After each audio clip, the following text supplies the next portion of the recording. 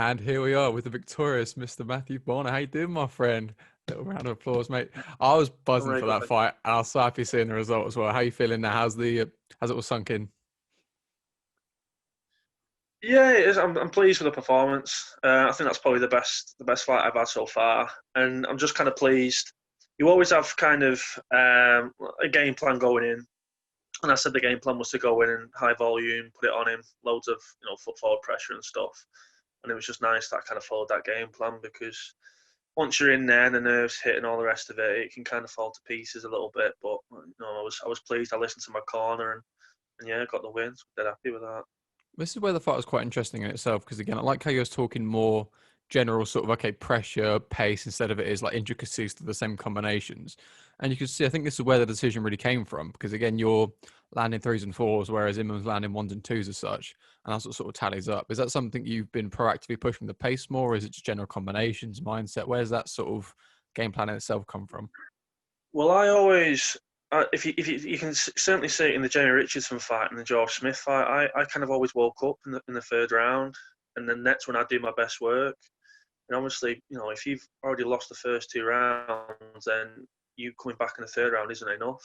So that was kind of the game plan. Even in sparring was to start fast. An awful lot faster than I've done in the past. And I didn't misjudge it, but I figured from Mattinman's last fight against Craig White that if I went in there through loads of volume, got in his face straight away, I thought he'd just fold in the first round, and he didn't. He was just super tough. He was a lot tougher than I thought. The volume still worked. I was super fit for that fight. I'm always fit anyway, but yeah, I expected him to kind of will it in the first round, and he weren't having any of it. In terms of in round three, he kind of started making a little bit of a comeback almost by the end of the third round. So, respect to him, really. He is super, super tough.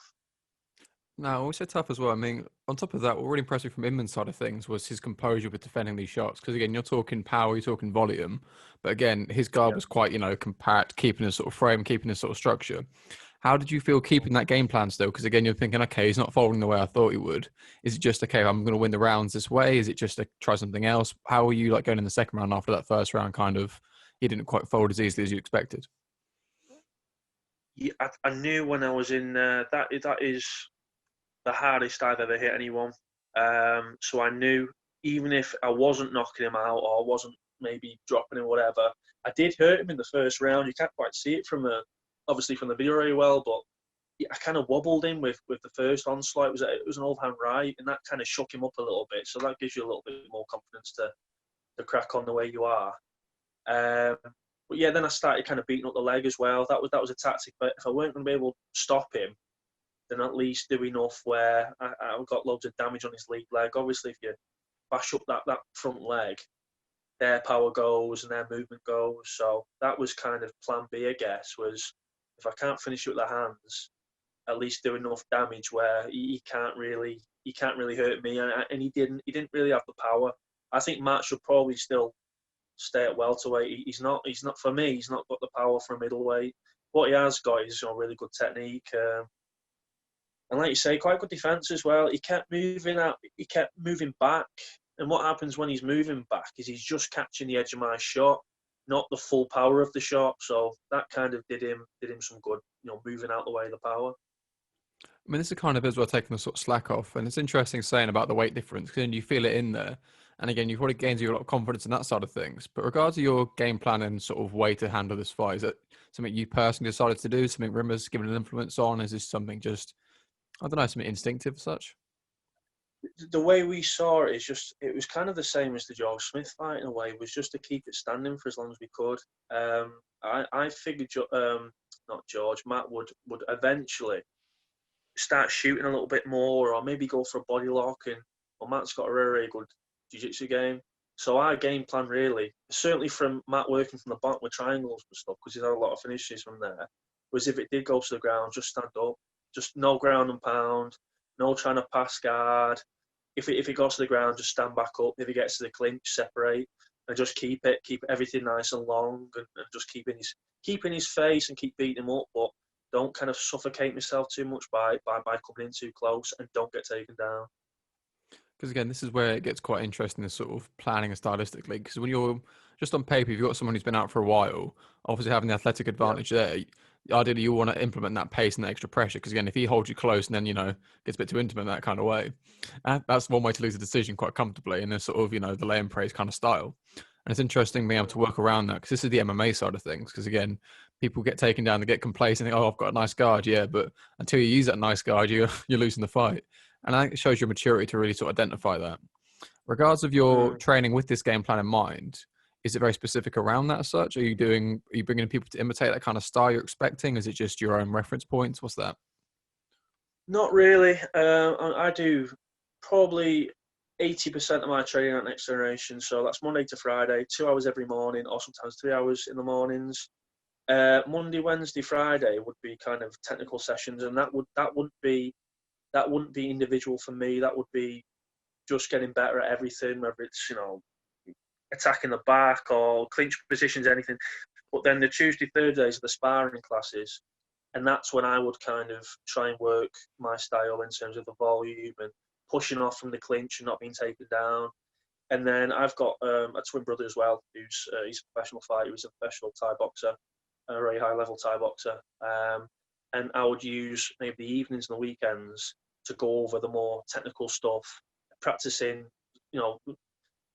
drills and stuff for the Matt Inman fight. So in general, the training at Next Gen would be just improving on getting better everywhere. Nothing kind of independent for the fight. And then I would use my own time in the evenings and the weekends to go over drills and go over whether it's standing up from guard or whether it's clinch. Going back to my brother being a Thai boxer, he's very good in the Thai clinch, and that was really useful for the Matt Inman fight because he does a lot of clinch. So even if it did get to the kind of the point in the fight where he was looking for the Thai clinch, I was confident I'd beat him there anyway. And again, this is where it gets quite interesting, the sort of strategy to even just disengage these clinches. Because again, it's not as easy as just, learn your pummels. No, just make the range, switch stance, that kind of stuff. It's really interesting seeing that. And when it comes to like Next Gen, again, they're fairly notorious for the back mount with the triangles and this, that, and the other. And like having the pleasure of training with Ben Hills myself, yeah, Yeah, it's pretty, that's great. pretty tried and tested. It works very well, as my neck Very will good. tell you. So, regards of your sort of style from there, then, how have you found your style now? Is it just what's worked in sparring? Is it something that's been advised by Paul in general throughout your progression? Is it something you've just, I don't know, fell into? Yeah, it's a bit of both, I guess. I mean, you obviously take feedback off your coach, and he's got the more experience, and he can see things that maybe you don't see. But then there's also those kind of little eureka moments in training where something works, and you think, shit, that'll work in the fight, or I'm going to practice this so it can work in the fight. So yeah, a little bit of both, I guess. I was kind of practicing this little slide forward. It's more like a Thai style technique where you slide forward on your lead leg, and you can see that coming out in the fight. It's kind of works as a distance, pushing distance forward, and it's almost like a bit of a feint at the same time. So you get feedback off your training partners, especially in sparring, and you think, that doesn't work, I'll forget about that, or that did work, and it works consistently. That's what I'm going to take in the fight, and hopefully it'll work in there as well. Now, with your like training partners and sparring partners, do you aim for people with the same weight category as you? Do you mix up quite a bit for different styles? Is it the same people all the time? Do you go out of house for your sparring at all? That's that is a little bit of a tough one because Next Gen in general has got the lighter guys. It's got probably the best bantamweight base in probably in Europe, to be fair. Connor Wilson, Liam Gatons, Nathan Fletcher, and everyone else who I forgot about. They've got Fran. They've got really, really, really good lightweights. Lower weights. And then there's bigger guys, Mustafa and Jordan, who are like heavyweights. But there's no one really kind of a middleweight in my weight class at Next Gen. So that can be a bit tricky. But what I have found is you've got the lightweight guys, Ant O'Connor, Adam Cullen, who to me in training have felt stronger than George Smith and Matt Inman. Super, super, super strong. Big wrestling backgrounds. And like I say, they feel it's a little bit demoralising, to be fair, when you're getting out grappled by a lightweight who's but they're so unbelievably strong. So I've never felt like I've missed out from maybe not sparring middleweights. And obviously, the guys I mentioned, the heavyweights, they're super strong as well. They're walking around at kind of anywhere from 100 to 110 kilo. So although I've not got anyone my weight class, per se. There's guys there who are still giving me a hell of a challenge. But that is something I have thought about after the fight, in terms of maybe not going elsewhere for MMA training, but maybe mixing it up somewhere with some other Brazilian Jiu-Jitsu coaches or wrestling coaches, and just trying to. I work with Owen Livingston, who I was you've going done to a say, yeah, podcast with good man, Bowen. previously. Yeah, so working with people like that is ideal, or even maybe going and doing a training camp abroad somewhere, and that might be something interesting to think about over Christmas. I was going to say, when it comes to mixing up training partner weight category wise, also in Liverpool, we've got Tom Aspinall, a heavyweight who spars with quite a lot of people, different weight divisions. And he sort of, to be a testament to his sort of speed as such as having that kind of mix around. And he's saying that Owen lives. Is he someone you've always brought for camps anyway? Someone you've trained with prior to competing in Cage Warriors? Is someone you've known just anyway? That was Owen trained at Next Gen very briefly before I was there. He's St Helens based, and then he's ended up moving over to Hull. Hull's about 2 hours away from me, so it's not somewhere I can train all the time. But Owen, obviously, as you know, has got a very very decorated judo background. And George Smith was, I think, George Smith was the same. He worked with the British Commonwealth judo team. So that was Paul Rimmer saying, go over and work with Owen and see if you can get any tips and stuff. And to be fair, I mean, I only worked with him it was just a 2 hour session, but that worked a treat in the fight.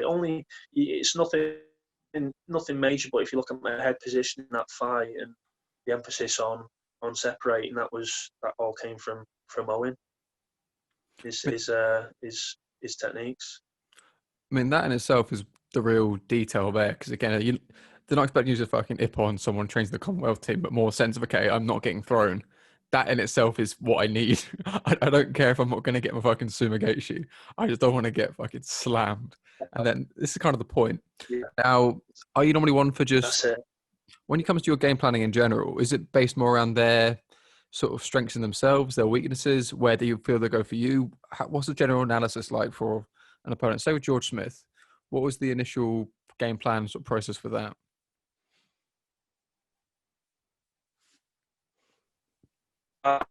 Usually the last 3 fights that they've had.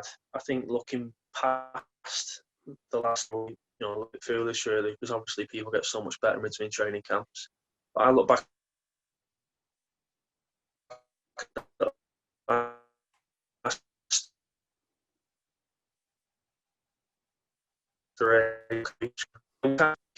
what you honestly for George, it was judo and his Darcy's and anacondas. He had I think he finished maybe over amateur and pro, maybe 6 or 7 people just with a Darcy anaconda choke. So you think, okay, so first of all, we're gonna stop the takedown. If you don't take me down, I can't get Darced. And then you say, okay, but you might take me down, so I'm going to improve my Darce defense. And then you just drill the shit out of a Darce defense and takedowns and whatnot best you can. And then going back to the weaknesses, what's he not really good at? Okay, his striking is a little bit sloppy, not great, not sharp as say mine might be. And so then you work out a game plan with how you can defend his takedowns and how you can put him in your kind of area of expertise and try and beat him up on the feet. And then it's kind of that battle between who can do what. I mean, George was always going to win on the ground. He was never going to finish me. And I was always going to win on the stand-up. I was never going to finish him with any kind of submissions. So.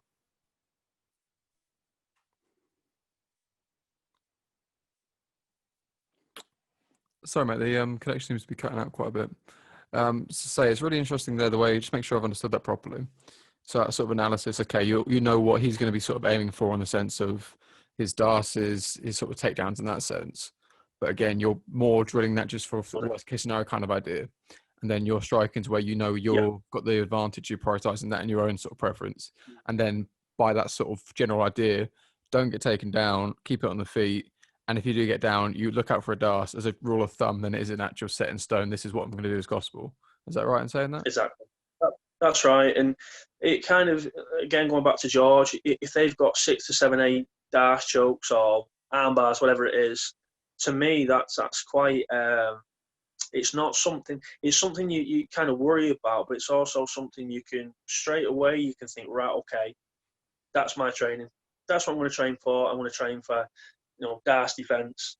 Where when you've got guys who don't specialise in anything, who are maybe all rounders, they're a lot harder to train for than the guys who specialise in things, because you know what they're going to be going for, you know what their instincts are.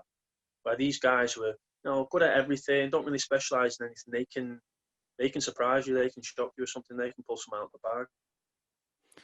I mean, this is kind of the thing in itself, because you hear a lot of people who get these sub finishes that it's not so much something they intentionally went for. It's like, okay, we just had a scramble and I ended up in an armbar somehow. And it's one of those sort of things. Like, you must know yourself from training and rolling. like, how many times do you think I'm going to dast this person? Oh, no, I got him with the dast. Didn't even realize. It just sort of happens. And with that being said, anyway, like the uncertainty of a fight and the general sort of risk assessment, how are you with the fight day and the preparation in itself? Do you get quite nervous with the build up for it? Are you quite excited? Are you just looking forward to the event itself? How do you find once the fight is booked, like the build up for the Matt Inman fight, for example? Once that was confirmed, were you excited? Were you nervous? What was that like? That was a funny one. I was working at the time. I own a gym with my twin brother and another guy, Rob Lightburn, and I was doing a PT at the time, and I got a text from Paul Rimmer saying you've offered you Matt Inman, and I just laughed straight away. I just giggled straight away when that came through. I couldn't believe Matt had come out of time just to kind of fight me. But in terms of like the build up for it's straight away it's excitement, and then I won't get nervous until the day. I don't let myself kind of waste any energy leading up to it. There's no real nerves. I'm more kind of anxious about the weight cut and how that's going than the fight. And obviously the fight day, that's when I'll kind of let the nerves come in, and you do want the nerves. Every time I've not been nervous for a fight, I've always lost. You've kind of, those nerves sharpen you up and prepare you to get punched in the face. Where if you're going numb, your legs don't work and your brain's not switched on, and usually that's when you'll get caught with something silly. So with the weight cutting itself, then is it something quite an ordeal for you? Is your diet outside of camp a bit like a Ricky Hatton sort of thing? Is it like your treats a little bit? It used to be. It used to be. It's not so much anymore. I think I'm a little bit of a control freak with the weight cut, which is why I'll let myself get stressed out. And my girlfriend always saying, you're well on weight, stop worrying about it. And then I'll be hitting the treadmill at 4 o'clock in the morning, just trying to lose an extra kilo, just when it's not really necessary. But yeah, I'm a bit of a control freak. I used to fight welterweight, and I'd be walking around at 95 kilo and then getting down to 77.5 kilo. Now I'm fighting at middleweight. I'm probably losing in camp 8 kilo, 8-9 kilo. You probably 4 of that is water. So it's not a big weight cut. The problem being with the Cage Warriors Trilogy is we need to isolate in a hotel for like 2-3 days prior to the fight. So you haven't got access to treadmills and saunas and the facilities you'd usually be using. All you've got is the bath. You can have a salt bath. So your preparation, you need to be a lot more prepared for the trilogy than you would be for a normal fight. You've got, like I say, no saunas or exercise bikes or treadmills, which you can get a good sweat on. I mean, this is interesting in itself because again, like Fishy and Mod had a bit of trouble with that when it comes to Abu Dhabi, the sort of isolation side of things.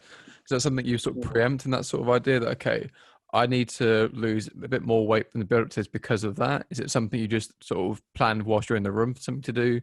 How do you deal with that new obstacle as such? I've got every single weight cut written down since I first started. So there's probably 10, 15 weight cuts that I can look back on. I've fought maybe 5 times at middleweight now. So what I'll tend to do is I'll keep track where I am in relation to the other weight cuts that I've done, and that'll give me like a good starting point where I'm up to or what I need to lose. If I should be 88 kilo at this point, and now I'm 90 kilo, I need to work harder or sweat more or whatever.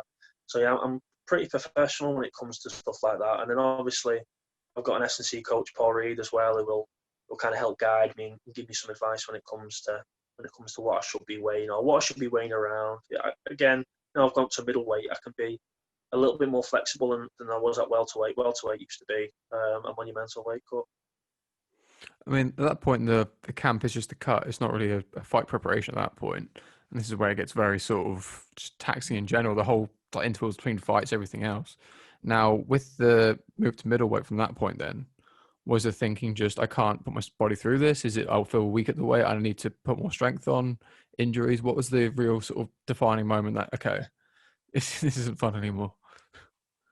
It was a few of all them put together. I think I was definitely getting more injured, and I was definitely the more the fight camp was becoming, a weight cut. It was okay. I've got a fight coming up in 8 weeks. I need to lose weight when it should be. I've got a fight coming in 8 weeks.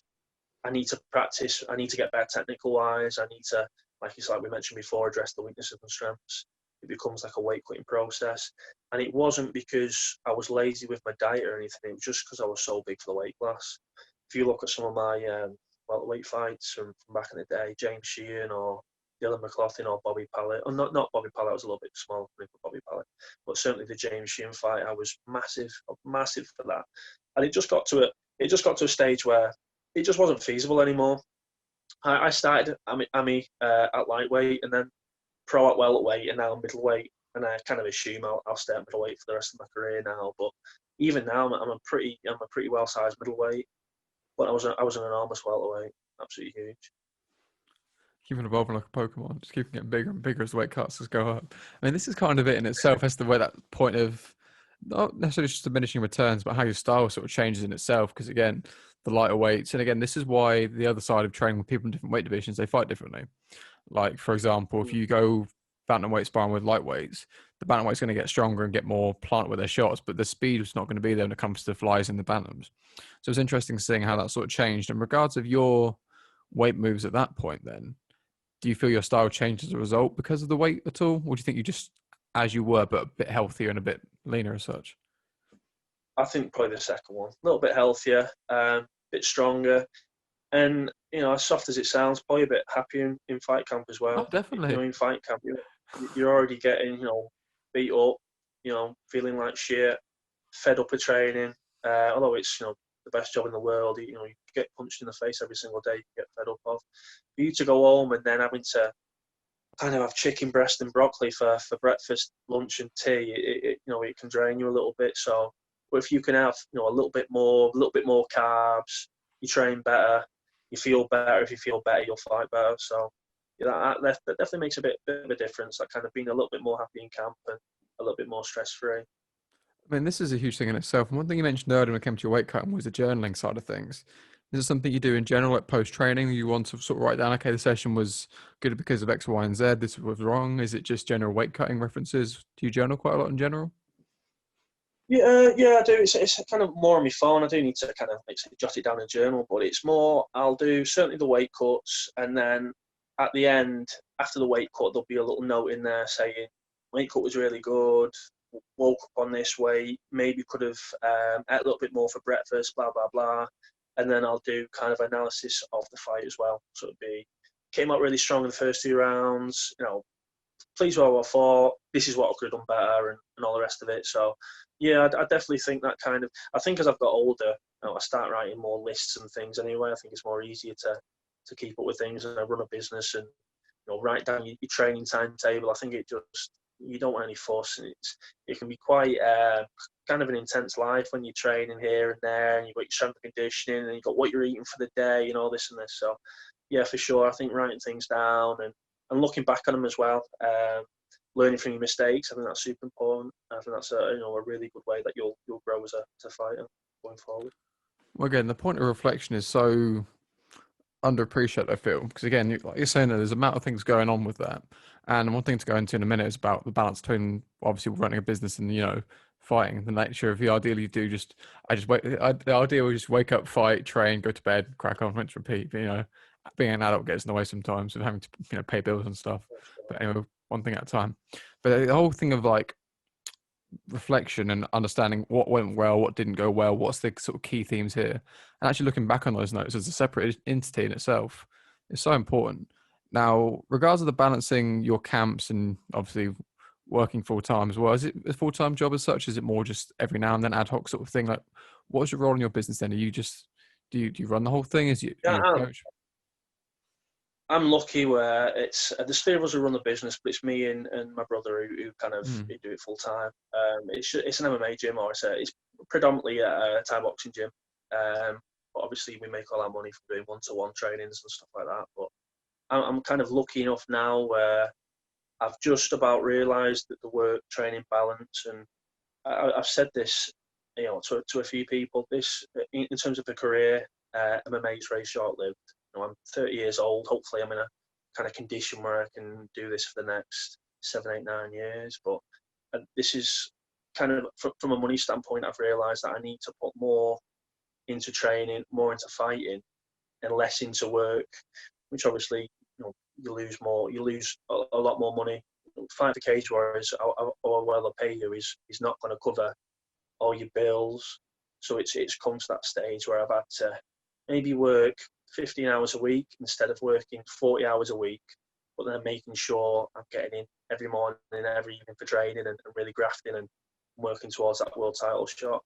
And then, when my career is finally done, then I'm in a position to be able to make money and to, invest in things or whatever I choose to do. But I've always been quite good with money anyway. So I can't pay my bills, I can pay my mortgage, I own my own house, own my business and all the rest of it, and my own car. And so it was just about being sensible and having that money in the bank account. If, just in case, if I do want to go and train abroad, or if I do want to, if I get a world title shot, for instance, maybe I don't want to work for the 8 weeks fight camp. Maybe I want to just solely focus on that fight, and I'm in position to do that. But that has took a while to be able to get to that, to get to that position. I mean, this is in itself a really important concept of having everything in order, because when you're doing something so full on, it has to stay in order. Because again, if everything was quite chaotic and not really measured, not really, you don't know what's going on where, I'd say your hair would fall out, but I think that was a little while ago. Let's go. That's, but yeah, it's one of those things that where like, okay, got so many things going on in the world, spinning all the plates, it makes sense for them to say, okay, got the steady income here, this, that, and the other. It's all very nicely lined up. Makes so much more sense. And it's interesting the sort of, I don't know, the understanding you've got of the bigger picture that, okay, this is my career, this is that window, but there's life after that. I need to make sure that's at least in the conversation. Because you get fighters who are either like, okay, this is everything, this is all I am. Thinking that it's all very interesting, but there's life after 30, believe it or not. But then you get the other side of, I'm so far into my plan B, my plan A is not even on the radar. So I like the way you've managed to identify what needs doing, but not, be so full on the other side after the fact. Now, regards to your, I think you have to be. Come on. I think you've got to be super careful, kind of both ways. I've got training partners who probably have a lot more talent than me, but because their life isn't stable in regards to money and a job, and they haven't got a car, and they haven't got they can't drive to the gym, they haven't got that flexibility, it all kind of falls to pieces for them. And then you've got the guys on the other end who do run successful businesses or have opened up their own gyms, who kind of, they get up in the morning and they say, listen, I've got a busy gym. Or why am I going to go get lunch? I mean, job, get out with people, and it kind of takes. I think you're covering the mic, mate. The sound's cutting out quite a bit. Can you hear me now? Yeah, spot on. Sweet. Just saying, these guys who, you need that drive when you're in the third round of a fight and you get your nose blasted off. If you, in the back of your head you're thinking, well, I quite like coaching actually, and I don't mind doing that for the next 30 years. You just give up. The drive and the hunger's not going to be there for you to be able to push through those hard rounds. Now, interesting if you say that then, because again, as much as you need that sort of, this is what I'm doing, all guns in, this is, blood or whatever else, I know I'm going to stay in this cage, I'm going to win this fight. But you've also said about you've got, your plans for after the fact. How do you get that drive and that hunger still at the same kind of like, animosity, knowing that, this isn't the be all and end all? I think it's realising that, like I say, I do enjoy my job, and I'll be doing that for the next probably 30, 40 years. But for me, there has to be something that I can look back on my career and say it was worth doing. This is why I did it. Or even, when people come in and they say, "Oh, did you fight Matt?" And I say, "Well, yeah, I won a world title on Cage Warriors," and they go, "Oh, that's cool," or whatever.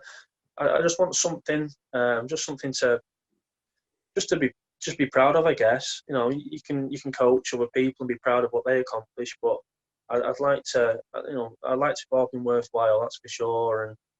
And I do enjoy the coaching, but the reason why I started coaching was to fight. You know, the reason why I owned a gym was to fight. That gave me the flexibility with the one-to-one sessions and working hours. Now I'll start work at 2, 3 o'clock in the afternoon, pretty much every day. And the morning is taken up by going down to Liverpool to Next Generation. So my whole life is kind of revolved around fighting. The reason why I ended up buying a car and getting driving lessons was so I could drive to the gym. The reason why I moved back to Warrington, because I used to live in Wales for 5 years, was so I could train and I could fight easier. Everything's kind of revolved around fighting. It's not revolved around coaching. Although that's a passion and I enjoy doing it. The number one is and will always be until I retire. Fighting. That's why I kind of get out of bed in the morning, is so I can train. Would you say you're proud of what you've achieved so far? I'm proud of the last 2 fights. I'm proud of the George Smith and the Mattingly fight for sure. There's a few fights in there that I'm not kind of proud of, but I'm kind of pleased that it happened, because you learn all your lessons, and you grow from your losses. You don't really grow from your wins. You can grow in confidence, but in terms of as a standpoint of, I did this wrong, so I'll fix it for next time. Losses are really important. But yeah, I'm proud that before I went to Next Generation, I was pretty much at one point coaching myself and managing myself, and I was quite. Although my record is up and down, I was quite proud of getting to Cage Warriors off my own back. Really, nobody was helping me. Nobody was taking the time out of the day to coach me and take me under the wing. It was all on me. I kind of did it all myself. And then I realised, obviously, if you want to make it to kind of that world title picture, you've got to have a coach and a manager and a strength and conditioning coach. And you can't be naive. You can't do it all yourself. You need to push on and get yourself out of your comfort zone a little bit in Next Generation. Now that's interesting in itself, is to say, like, it's good that you can appreciate your recent fights at least, because again, a lot of people get in this sort of mindset of, I'm still on this journey, whatever you want to call it, on the pursuit to achieve this goal. They don't get to stop us by the road thinking, okay, I've achieved it so far.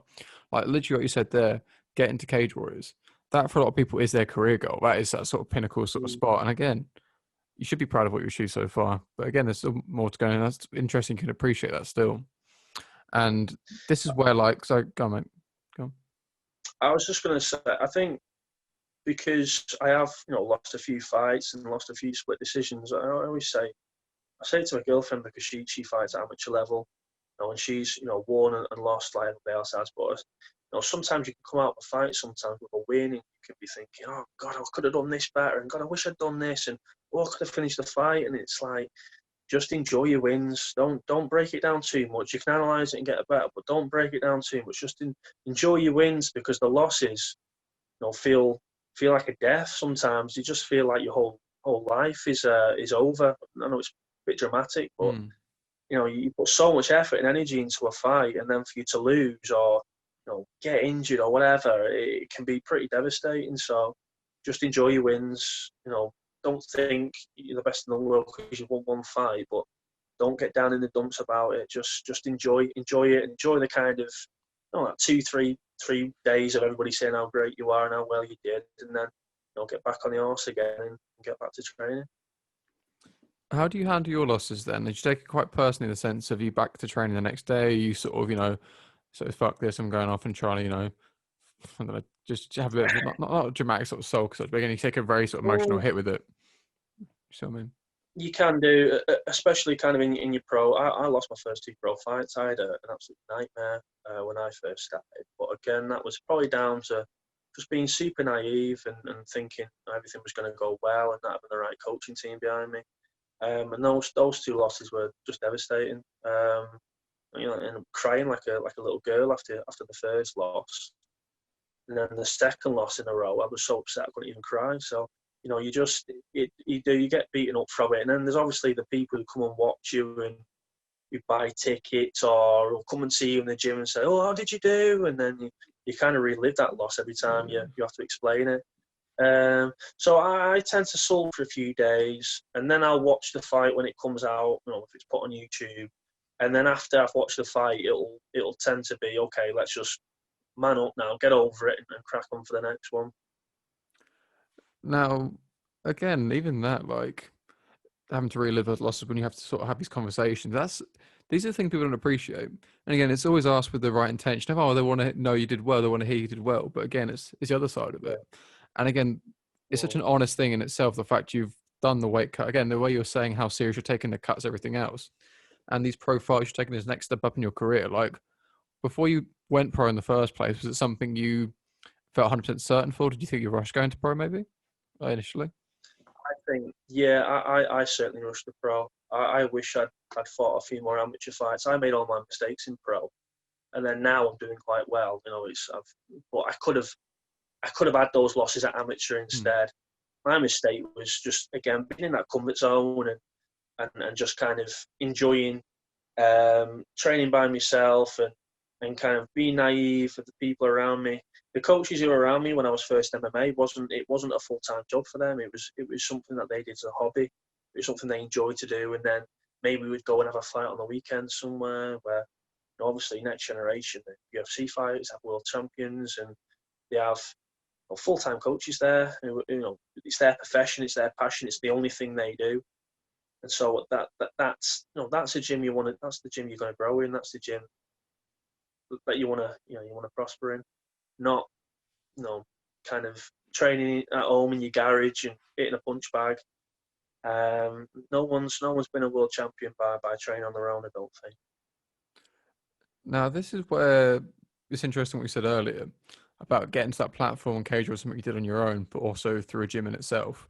I think this is where it gets sort of lost in translation with some people because, again, they think, okay, I've been on my own, but I'm part of this gym, and that also taking that responsibility and ownership of their own training and their own development is a really like unappreciated thing in itself. Like, regards to your development, how did you then get to the amateurs, the pro levels as such? Is it something you were pushed for as such? Something you pushed them to help you prepare for that sort of thing? Like, how did you make those, I don't know, amendments for your mistakes?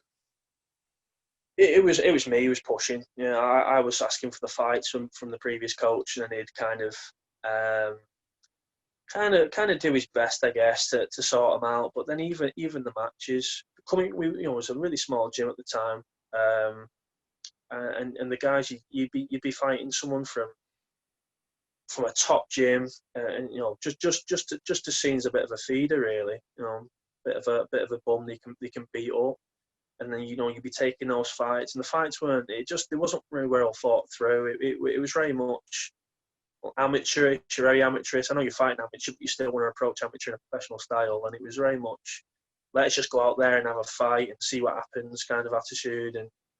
And yeah, and that was kind of, I wanted to fight and I wanted to go pro, and I won kind of I won an amateur title, and from there on it was, you know, we've won an amateur title, let's go into pro. And there wasn't really any kind of feedback in any way. It was kind of, well, okay, let's do it then.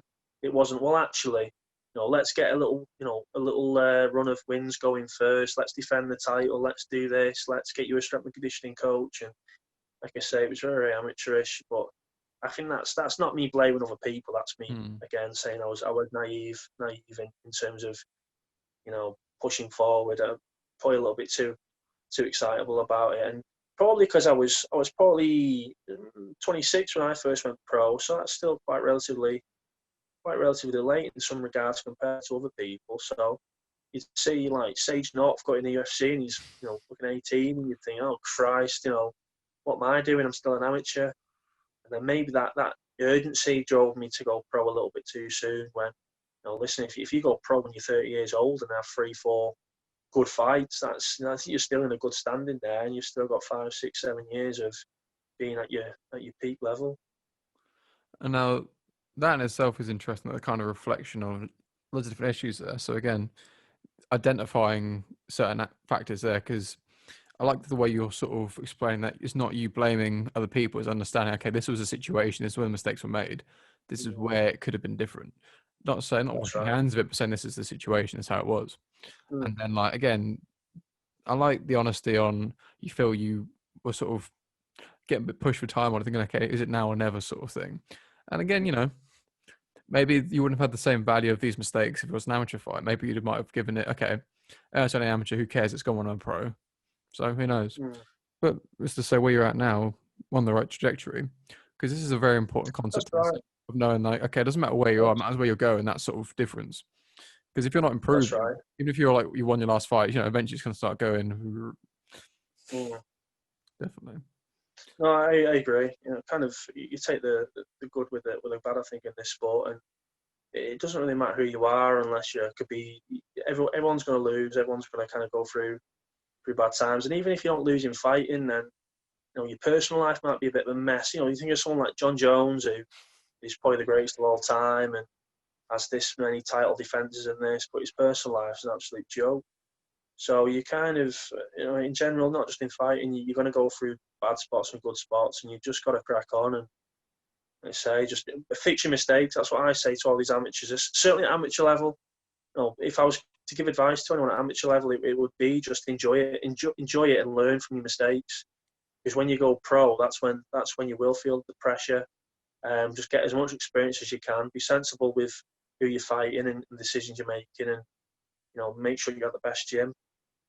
Yeah, just learn from your mistakes. That's the best bit of advice I think you could take from that.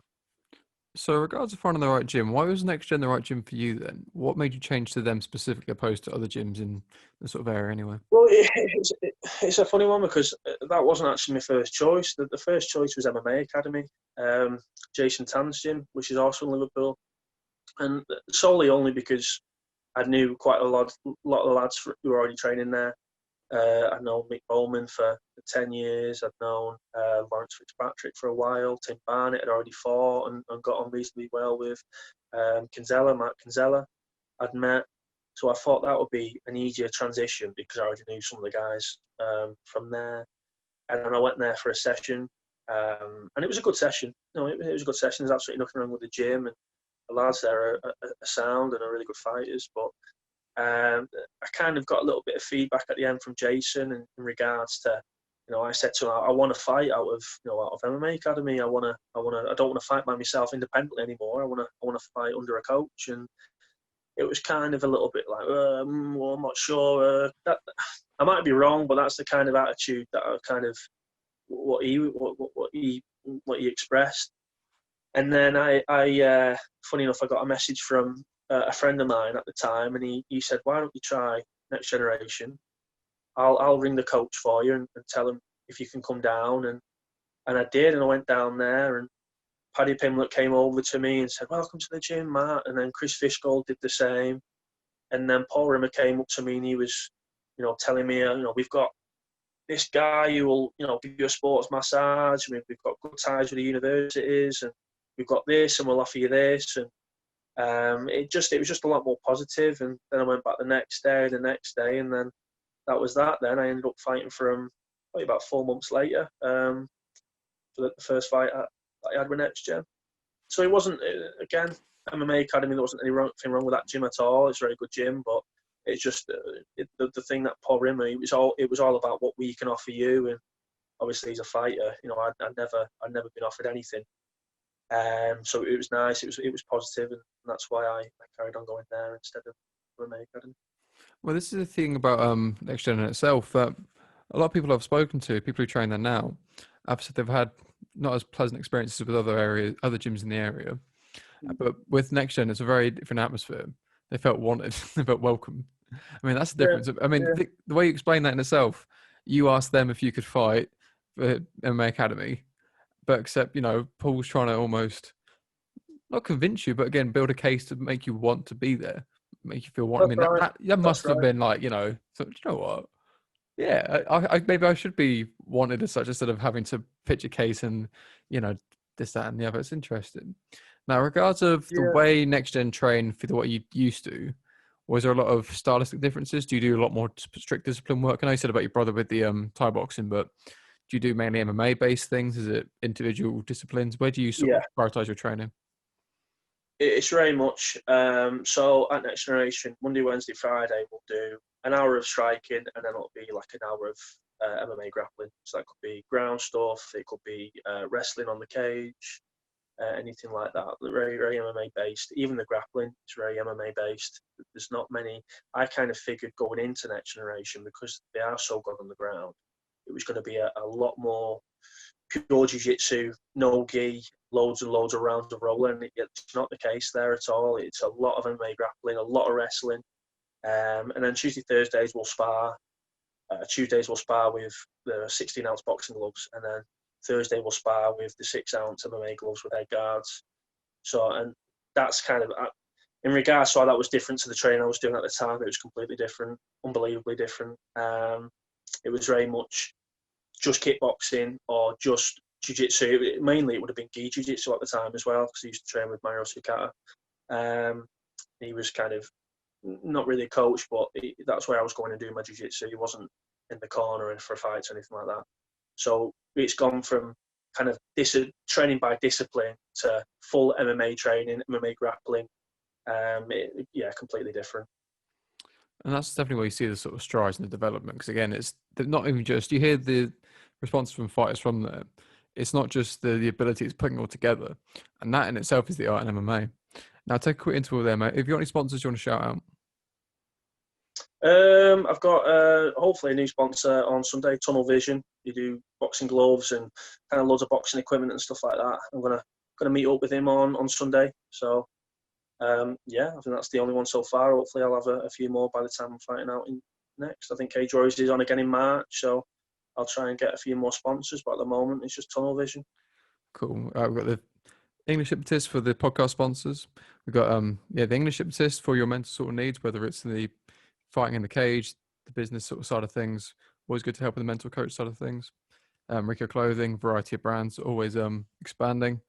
And the People's IT for your website needs. So yeah, that's just a little shout out for all of them. What else was I going to say?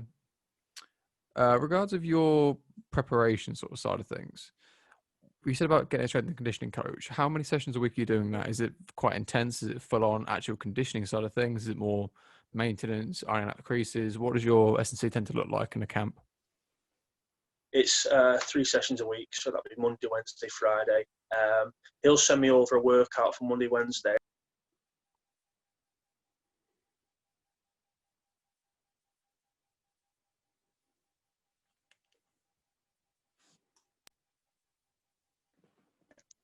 Can you hear me? Yeah, I'm not sure what happened with that. I just had 3 ring me, I think. Never mind. But in terms of the S&C, I'll meet up with my S&C coach on the Friday. He'll send me 2 workouts on the Monday, Wednesday as well, but I'll physically see him on the Friday. And that's based very much these days. I was already pretty strong when I met him. I've known Paul Reed, met him a good while ago. I used to fight on his Shinobi shows, and he used to run Cage Warriors Northwest Academy. So I was pretty strong before I met him. I used to do quite a lot of powerlifting anyway. So I was pretty strong, but what I was missing was the kind of explosive speed training. And you'll see, I started working with Paul after the Jamie Richardson fight, and you see a difference between the speed and the explosiveness, and the way I'm moving around. It's massively different. A lot of kind of jumping, slamming stuff, and all the rest. It's really good. It's made a massive difference. It really has. Now, this was an interesting thing about the Jamie Richardson fight, because again, he, most like yourself, fought at welterweight and also middleweight. So to see someone in a similar sort of boat as you, how did you find that fight versus expectation? Because obviously that side of things, obviously after the fact you're making your amendments, but how did you expect that fight to go versus how it went? I think I said to you before, in terms of kind of when I lost a fight, I'd watch the video and then I'd kind of move on from the fight. In regards to Jamie Richardson fight, that's the only fight that will still sting. That's the kind of fight that I'm still pretty ashamed of in terms of how it went. Mentally, I kind of just wasn't there for that fight. I think you watch the fights before in terms of their previous fights, and I've watched 7, 8 of his fights where he's just starching people, knocking them out, and face plant KOs, and I kind of felt I just unnerved myself by watching all that stuff. And then I went in there, fought terribly for the first 2 rounds, and then realised in the third that he couldn't hurt me and that my striking was probably better than his. But again, it was just too late in the third. So yeah, that's the only fight really that I've kind of, if there's any other fight I'd want to run back, it'd probably be that one. Just because, no disrespect for Jamie Richardson, he's done well, and obviously it didn't go. It wasn't his night the other night, but still done really well to get a title shot. But in regards to George Smith and Matt Inman, I don't think he's anywhere near the level them two are. But yeah, that was a bad fight for me. If I'd stood there striking, if I'd done to him what I did to George and Matt Inman, I think he'd last 2 rounds. I don't think he could keep up with that pace. Now that's another thing in itself. The whole concept of not necessarily underestimating an opponent, but overestimating them. Again, you see the media side of things of, the KOs and the finishes that, are genuine, but in the same sense, okay, oh shit, I might get knocked out. Thinking, wait a minute, I've been doing this for this many years. Why is the thought of getting knocked out something new and now unnerving? Why is this person who has got 2 arms, 2 legs, now has got this extra level of value? It's a funny one because obviously, again, talking about my job in terms of one-to-ones, you'll get people come in and they don't mean to do it, but they'll say, "Oh, who are you fighting, man? Who are you fighting next?" And you'll say, "Oh, I'm fighting this fella called Jamie Richardson." And they say, "Oh, right, okay, I'll watch one of his videos when I go back home." And then next time you see him, they'll be saying, "Oh my God, he's so good in and he knocks everybody out and this, and this." And you're thinking, "Oh, fuck's sake, I'm charging double now. am I in trouble here? Yeah, am I underestimating him?" And then before you know it, you've let that kind of infiltrate your mind a little bit. And again, that's not anybody else's fault. You should have the strength of mind to block that out and crack on. But yeah, I kind of felt like I was going in there to get decapitated, when if I'd gone in there with the frame of mind that I developed for the Matt Inman and George Smith fight, again, I don't think he would have. I don't think he would have touched me. I think I would have had an easy night's work. And again, this is the whole thing of like, I wouldn't say it's a mental sort of strength of it, more the management. Because again, you'll feel these things. That's natural. If you didn't, it's the same with the nerves. If you didn't feel nervous, you wouldn't feel, sharp. You wouldn't feel on edge. So to say it's not, it's a mentally strength thing, I wouldn't agree with that as such. But again, it's part of the whole thing in itself. It's now an extra layer for you to understand not to underestimate your ability or overestimate your opponents. So it's one of those sort of things. At least it gives you a bit more confidence knowing what you're capable of, having shown it. Because again, you'll see there's a lot of fighters where the ability in the gym versus what they managed to show on the actual big stage is not even a fraction. Yeah. So that's right. And I used to feel I was kind of one of those fighters.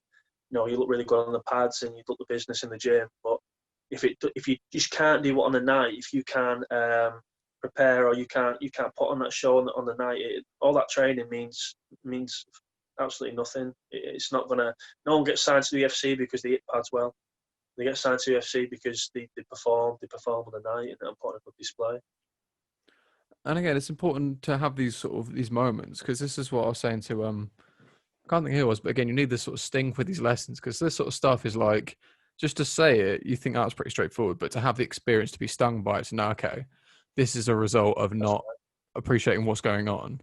This is what can happen. Listen, Matt, thank you so much for your time, my friend. Where can people find you on their social medias? Brilliant. Find me on Instagram, Matt the Beast Bonner. Facebook, just type in Matthew Bonner. Yeah, pleasure. Really enjoyed the show. Thank you very much for inviting me on. Well, welcome, my friend. I'll stop recording.